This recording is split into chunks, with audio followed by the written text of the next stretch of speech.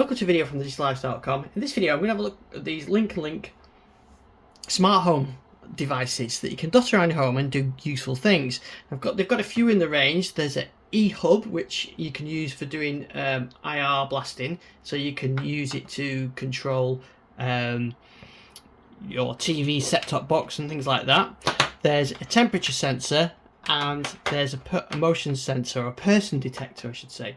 So what I'm going to focus on in this video is the temperature and the motion. I've also got them set up with the app on here, so this is my app already signed in, everything else. So I'm going to show you a little bit what you can do with these. Now you can see they're little devices.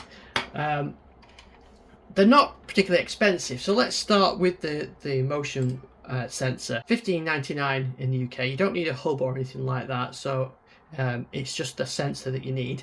It's compatible with Alexa, Google Home, and I'll show you a little bit we can do with it. So the idea with this is you place this somewhere, you join it on your Wi-Fi network. It's all easily done through the app.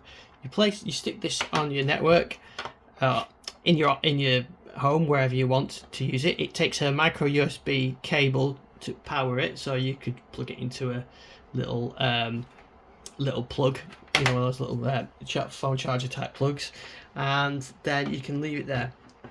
Then what you get on here is the motion sensor. Here it shows you when you've got a person detected. So I've set this up today, and then you can choose what you want to do with it. So it's not motion detecting as such, it's person detecting, so it knows you're in, so it knows I'm in the room at the moment. So even if I was still, it doesn't seem to go off. It knows I'm still there, and only when I leave the room will it will go off. So there's a few different things you can do. So you can do a push notification, so you get a notification on your phone to show that someone's in the room. You've got you can do a time window on it as well, so that you can set it so that it's you know, get notifications maybe in the evening or out of hours or the weekend. Maybe put it in your office, something like that. So you can also get a notification when there's no one in the room. So this would be set as 1 minute. So if there's nobody in for 1 minute in the room, then I get a notification to say nobody's in the room. So that is a sensor, which is great, but it's then what you do with that information, isn't it? So a motion sensor is all set up. So then you can then start doing things with it, as you can have alerts. We've got the notifications. We've got a push notification when it detects a person, and a push notification when a person has left the area, and then you've got a delay, so you don't keep getting them every second when someone leaves. So it takes a minute before it's sure that somebody's left the area. So that's great. What you can then do is do some smart routines with it, which we'll have a look at shortly. The other sensor that I've got on here is the temperature sensor. So as you can see here, I've got the temperature sensor on. I've been running this for a while now, and you can see the temperatures on there, the history. It's quite warm in here, nice warm day. There's humidity on there. You can set an alert, so I can get a push alert to the phone when it goes above 30 or below 10. And you can see it's in the normal kind of ranges, but you've got all the data on there. You've got humidity alerts as well, so I can choose to have an alert when you get high humidity. The other thing you can do on this as well is you can export all the data as a bulk, as a bulk data. So that's quite handy if you wanted to export your data. So that all works great. Now the other thing I've done with it is I've already linked this with my Alexa. So I can say, Alexa, what's the office temperature? The office temperature is 26.21 degrees. Yeah. So straight away I can use Alexa to ask the temperatures, but probably what makes it more interesting is routines. We'll have a look at the next ones shortly, but the routines that you've got on here, you can go onto here and you can say, like when something happens. So you can say like when the weather reaches a certain level, or a sensor goes to a certain thing. So let's go. So we can say when the motion sensor detects a person, we then want to turn on the air conditioning.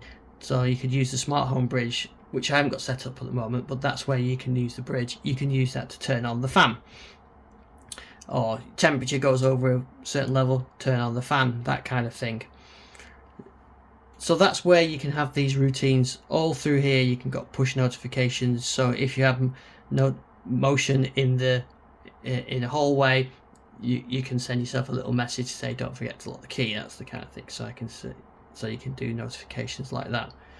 So you choose a sensor, and then you can choose an action, and you've got some conditions as well. So you can say, oh, don't send these notifications or do these actions under certain conditions.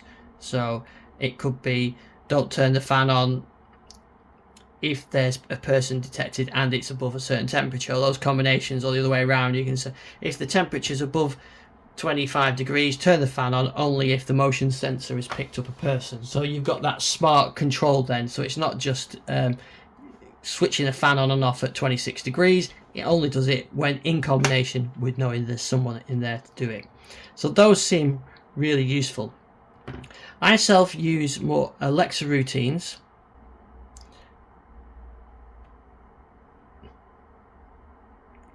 So I could say when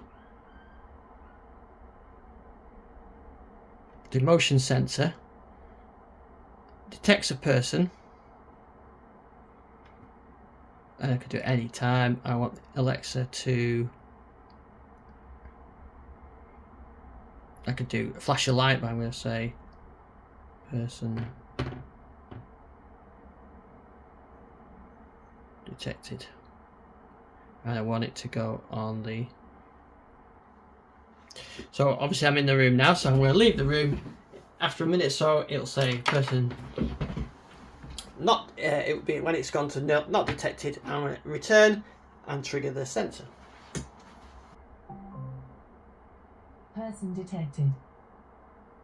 So there you heard, as I entered the room it came up person detected, but that could be to flash a light or whatever I wanted to do one of those actions. So the temperature sensor costs about 20 quid. They're available on Amazon, and the bridge is 43 quid. The bridge does a lot more because of it's controlling all different devices, but I'm going to look at that in a separate video. So for now I've set up these two in my office. I'm going to play with them, see what else they can do with them.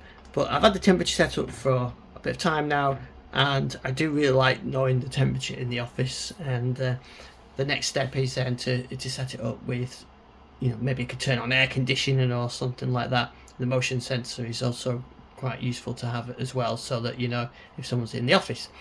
Thanks for watching this video. You can find out more smart home on our YouTube channel, along with Windows tech and music tech. Thanks for watching. I'll see you on the next one.